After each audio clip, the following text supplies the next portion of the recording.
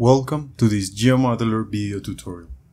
In this video, we will show you how to create an account on the Geomodelr website, how to create your first study, how to upload files, the different file operations the platform offers, and finally, how to handle permission.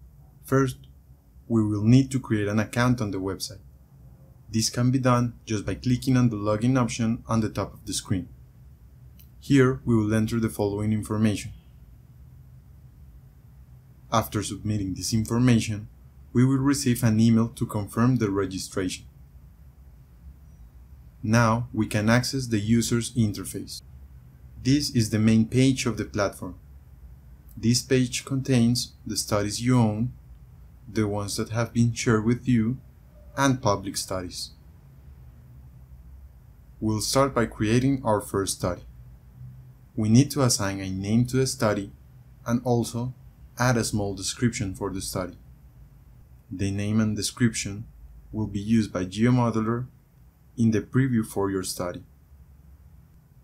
Creating public studies will allow you to share your research with the humankind, while creating private studies will allow you to securely handle and share your information. In order for you to create a private study, you will need to acquire the private plan. After clicking on Submit, the new study will appear on the right side of the screen. After entering the newly created study, you will be able to create your own model. On the right side of the screen, we can see the file repository, in which we can save all the files that will be used for the model. Here you can import standard formats to create and interpret your cross-sections. Import Georeference ArcGIS shapefiles. You can use them as geological units or faults. You can also use them as vector layers. Import GeoTIFF files. Use them as digital elevation models or raster layers. Import PNG or JPG files. Use them for your presentations and georeference them in 3 dimensions. Import Excel files with boreholes in color survey interval format, or structural data with strike and dip. In case we want to upload a GIS file, we first need to compress the files into a folder using the zip extension. This will allow the program to correctly identify the files. Once the files have been compressed, we can upload them into the repository. An upload bar will appear on the screen below the name of the file. After the file has finished uploading, a clock will appear next to the file, which indicates that the file is being processed. Finally, after the file has been processed, you will be able to use the file for your study.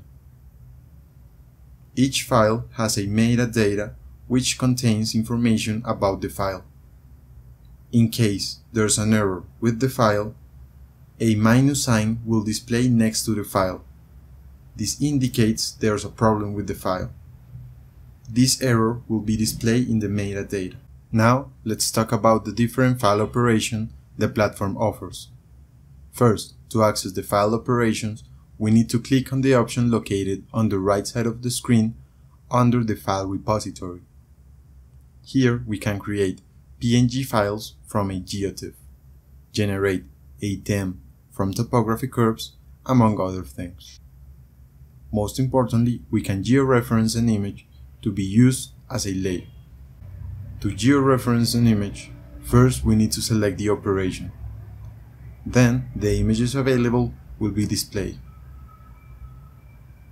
After selecting the image we want to use, it's necessary to enter the coordinate system. To do this, first we need to enter a keyword, then select between geographic and projected coordinates, and finally select the system we want to use. Also, it's important that we enter points into the image with the appropriate coordinates to help the system locate the desired area. Now the platform will create a georeference image that can be used as a layer. Now we'll talk about the permissions. On the bottom part of the screen, you can find the option to set the permissions for your study. On the top part, you will see both the administrator and the viewers. Below this, there is an option to set a specific permission for different users. There are 3 roles that you can assign to other users for your study. First, there is the viewer, which will be able to access all the information in the study, but will not be able to modify it. Then, there's the reviewer, which will be able to view and modify the articles associated to the study. Finally, there's the collaborator, which will be able to modify everything associated with your model.